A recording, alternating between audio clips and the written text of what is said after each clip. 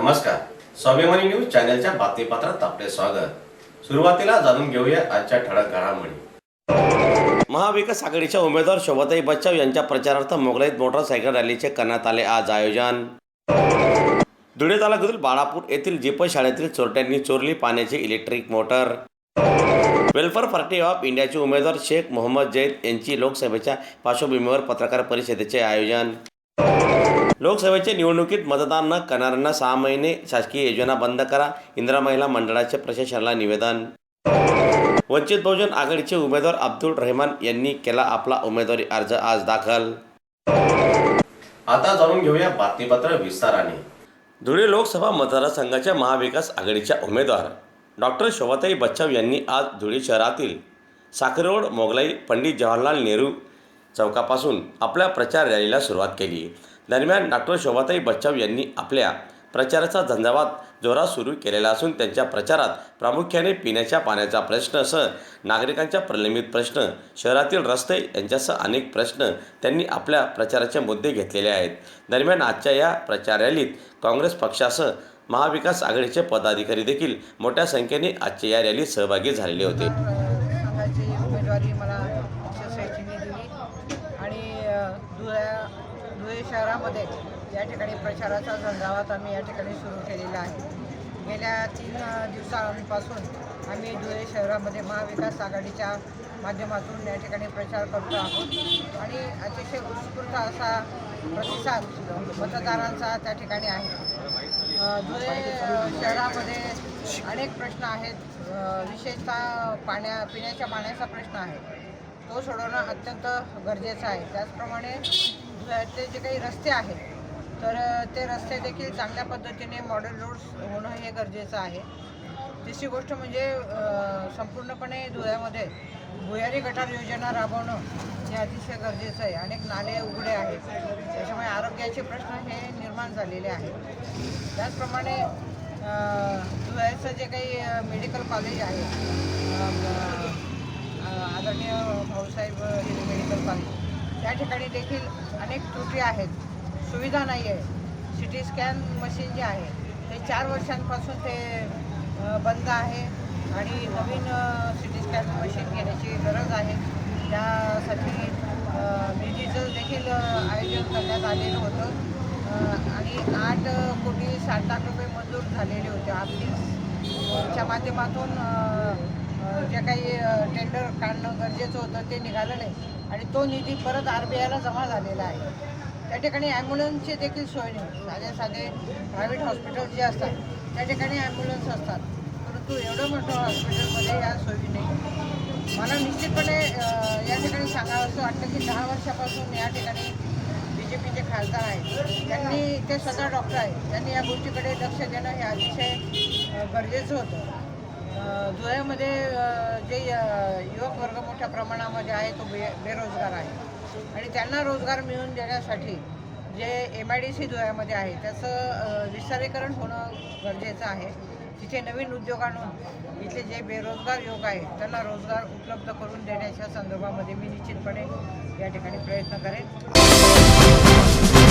धुळे तालुक्यातील बाळापूर येथील जिल्हा परिषदेच्या शाळेतून बोरिंगमधील चोरट्यांनी पाण्याची इलेक्ट्रिक मोटारीची चोरी केलेली असून या शाळेतून वारंवार अशा चोरीच्या घटना घडत आहेत। दरम्यान शाळेतील विद्यार्थ्यांना पिण्याच्या पाण्याची उत्तम सोय व्हावी याकरिता शाळेतील शिक्षकांनी स्वखर्चातून इलेक्ट्रिक जलपरी पाण्याची मोटर विकत घेतलेली होती, मात्र चोरट्यांनी ती चोरून नेली। शिवाय चोरट्यांनी शाळेतील वर्गाची देखील तोडफोड केलेली आहे, त्यामुळे शिक्षक येथील हैराण झालेले असून हा प्रश्न तात्काळ सोडवा अशी मागणी येथील शिक्षकांनी प्रसारमाध्यमांच्या माध्यमातून केलेली आहे। मी सचिन वसंतराव सोनवणे, जिल्हा परिषद शाळा बाळापूर, तालुका जिल्हा धुळे। तर बाळापूर येथील उपनगरात ही शाळा आहे जिल्हा परिषदची। तर ह्या शाळेच्या अनेक समस्यांना आम्हाला तोंड द्यावं लागत आहे। तर पहिली समस्या म्हणजे इथे चोरीचं सत्र सुरू आहे। आता आम्ही बऱ्याच वर्षापासून ही गोष्ट सहन करतो आहे की इथे पंचक्रोशीतील काही तरुण मुलं येतात आणि शाळेची नासधूस करतात, शाळेच्या खिडक्या तोडतात, दरवाजे तोडतात। त्याचबरोबर इथे अपंग युनिट म्हणून एक शाखा आहे, त्या अपंग युनिटमधून काही साहित्य चोरीस गेलेले आहे, काही खुर्च्या तोडल्या गेलेल्या आहेत, काही साहित्य तोडमोडीस गेलेले आहेत. असं असताना मागच्या वेळेस पाण्याची मोटार जी जलपरी ती सुद्धा चोरीला गेली होती आणि नवीन आम्ही सर्व शिक्षकांनी पैसे गोळा करून नवीन तिथे जलपरीची मोटर बसवली. ती सुद्धा पंचक्रोशीतली काही तरुणांनी काढून नेली आणि इथे चोरी झालेली आहे. तर या चोरी संदर्भात आम्ही अनेक वेळा प्रशासनाला विनंती केली, सूचना केल्या, कळवण्यात आलं, अर्ज फाटे करण्यात आले, पोलिसांना आम्ही अर्जही दिले, परंतु त्याच्यावर काही कार्यवाही झाली नाही. तरी आत्ता तरी सदर या आमच्या समस्येला गांभीर्याने घेऊन पोलिसांनी तात्काळ आम्हाला मदत करावी आणि या चोरट्यांना आळा घालावा अशी आमची जिल्हा परिषदकडून विनंती आहे. इथे ज्या आजूबाजूच्या परिसरामधल्या घरं आहेत त्या घरामुळे ही शाळा दिसत नाही. या परिसरामध्ये अतिक्रमण झालेलं आहे आणि त्या अतिक्रमणामुळे आतली जी शाळा आहे ती कोणालाच दिसत नाही. त्यामुळे चोरट्यांचं फावतं. त्यामुळे इथे CCTV कॅमेरे बसवण्यात यावे अशी मी विनंती करतो आणि धन्यवाद. गेल्या 10 वर्षात खासदारांकडून ठोस असे काम केलेले दिसत नाही. शिवाय त्यांनी निवडणुकीदरम्यान आश्वासन देताना येथील नागरिकांना जास्तीत जास्त रोजगार उपलब्ध करून देईल, तसेच धुळे शहरातील नागरिकांना पिण्याचे पाणी दररोज उपलब्ध करून देईल यासह अनेक आश्वासन त्यांनी निवडणुकीदरम्यान दिलेले होते. मात्र 10 वर्ष खासदारांना झाले तरी देखील येथील मतदारसंघाच्या लोकांच्या आहेत त्या समस्या कायम आहेत. शिवाय त्याहून अधिक गंभीर समस्या नागरिकांच्या निर्माण झालेल्या आहेत. त्याचप्रमाणे कांदा उत्पादक शेतकऱ्यांचे तर झालेला खर्चसुद्धा निघत नसल्यामुळे शेतकरी देखील येथील खासदारांवर नाराज झालेले आहेत. त्यामुळे लोकांना दिलेला शब्द आम्ही पाळणार असून आम्ही निवडणुकीत नक्कीच विजयी होणार असा विषय व्यक्त करीत आज वेलफेअर पार्टी ऑफ इंडियाचे उमेदवार शेख मोहम्मद जैद यांनी आयोजित पत्रकार परिषदेत व्यक्त केला. दरम्यान धुळे जिल्हा मराठी पत्रकार संघाच्या भवन येथील पत्रकार परिषदेत आज वेलफेअर पार्टीचे उमेदवारसह पदाधिकारी देखील उपस्थित होते. वेलफेयर पार्टी ऑफ इंडिया की तरफ से धुलिया कॉन्स्टिट्यूंसी की उम्मीदवारी कर रहा हूँ और मैं आपके सामने ये बताना चाहता हूँ कि धुलिया के अंदर जो है बहुत सारे प्रश्न हैं और जैसे कि अभी पानी का जो है मसला, इतना 200 करोड़ रुपया खर्चा करके भी अभी तक वो पानी धुलिया तक पहुंचा नहीं. 10-15 दिन में पानी आता है. औरतें और बच्चे सब परेशान रहते हैं. और इस देश के अंदर जितने पिछड़े वर्ग है, लगभग 90% जो पिछड़े वर्ग है, OBC, SC, ST, माइनॉरिटी, इनके जो हक है वो मिले नहीं हैं. और इन्हीं मुद्दों के ऊपर अगर हम चुन के आते हैं तो इनके जो हक है वो हम दिला के रहेंगे. सार्वत्रिक निवडणूक लोकसभा 2024च्या पार्श्वभूमीवर केंद्रीय निवडणूक आयोगाच्या माध्यमातून मतदानाची टक्केवारीत जास्त प्रमाणात वाढ व्हावी या संदर्भात विविध उपक्रम राबविण्यात येत आहेत. नागरिकांना मोठ्या प्रमाणात आपल्या मतदानाचा अधिकाराचा वापर करून देशातील लोकशाही बळकट करण्यात पुढे यावे असा प्रयत्न केंद्रीय व राज्य निवडणूक आयोगामार्फत मोठ्या प्रमाणात प्रयत्न सुरू करण्यात आलेला आहे. तसाच प्रयत्न धुळ्यातील इंदिरा महिला मंडळाच्या अध्यक्षा प्रभाताई परदेशी यांनी देखील निवडणूक आयोगाकडे निवेदनाद्वारे केलेला असून जो नागरिक आपला मतदानाचा हक्क लोकसभेच्या निवडणुकीत करणार नाही त्याला 6 महिन्यापर्यंत शासनाच्या कोणत्याही योजनेचा लाभ देण्यात येऊ नये अशी मागणी त्यांनी निवेदनाद्वारे केलेली असून त्या संदर्भात आज जिल्हा प्रशासनाला निवेदन देण्यात आले.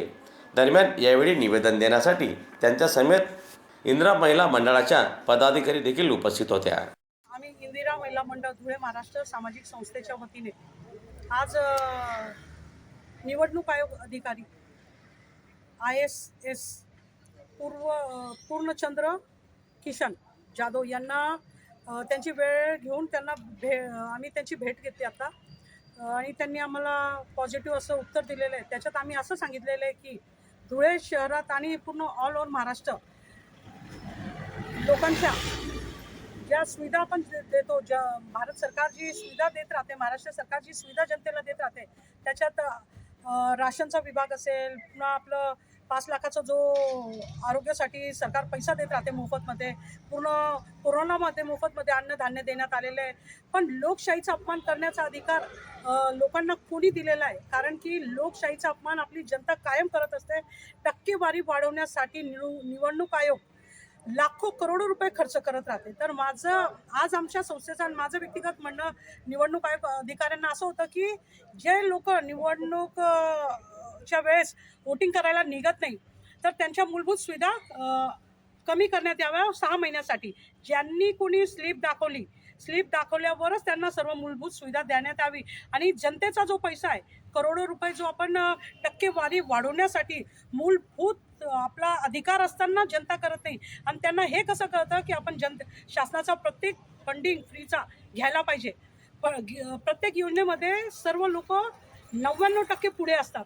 मग ज्या पद्धतीने प्रत्येक योजनेचा लाभ घ्यायला पुढे असतात, त्यांनी त्याच पद्धतीने आपली नैतिक जबाबदारी समजून वोटिंग करायला पाहिजे, असं आमचं व्यक्तिगत म्हणणं आहे. आणि निवडणूक आयोग अधिकाऱ्यांनी आम्हाला स्पष्ट असं सांगितलेलं आहे की असं आता कोणता प्रावधान नाही, पण हे निवडणूक आयोगाला आम्ही तुमचं पत्र पाठवू आणि पत्र पाठवल्यावर भारत सरकार आणि राज्य सरकार याच्यावर निश्चित विचार करेल, असं त्यांनी सांगितलं.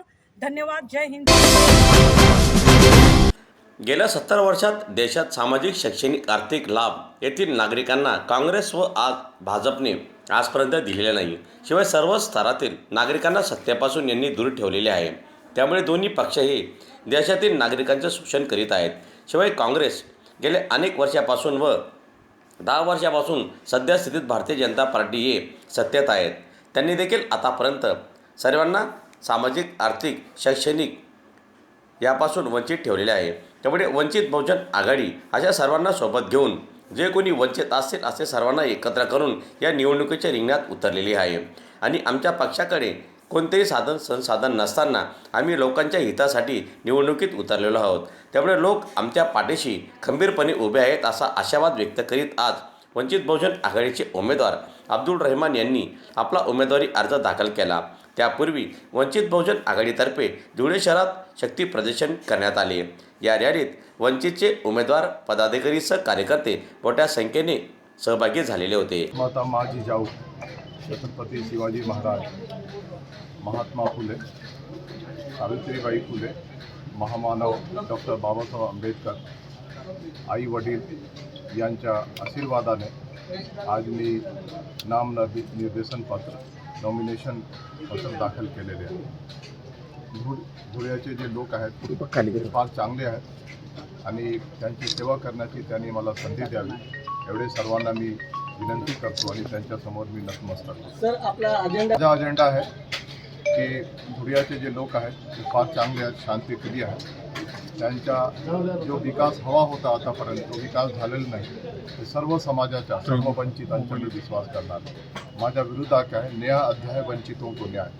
या देशामध्ये आणि त्याचसारखे या जिल्ह्यामध्ये सुद्धा 80-85% वंचित आहेत, दलित आहेत, आदिवासी आहेत, ओबीसी आहेत, अल्पसंख्याक आहेत, गोरगरीब आहेत, शेतमजूर आहेत, शेतकरी आहेत. हे सर्वांना न्याय मिळाला पाहिजे. शिक्षा त्यांना मिळालं पाहिजे, त्यांना नोकरी मिळाली पाहिजे, त्यांनी पाणी मिळालं पाहिजे, त्यांना साफ हवा मिळाला पाहिजे आणि त्यांना जो अधिकार जो शासनाने दिली आहे, संविधानाने दिली आहे, तो अधिकार त्यांना मिळाला पाहिजे.